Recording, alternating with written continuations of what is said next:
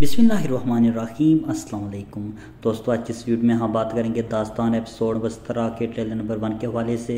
आज के हमारे मौज़ूआत अलवेजा खातून, स्वर्गी, इसके अलावा चीनू और बातूगा कैसे इकज़ को उस डाकू की कैद से आज़ाद करेगा। तमाम मालूमात जानने के लिए वीडियो को एंड तक ज़रूर देखिएगा और अगर हमारे चैनल पर नए हैं, मेरी आपसे गुजारिश है हमारे यूट्यूब चैनल को ज़रूर सब्सक्राइब करें। दोस्तों, जैसे कि किस्त नंबर 16 बहुत ही शानदार ही ट्रेलर में हमने देखा, अल्पागो खान स्वर्गी और चीनू को हुक्म देता है कि इसे फ़ौरन गिरफ्तार कर लिया जाए।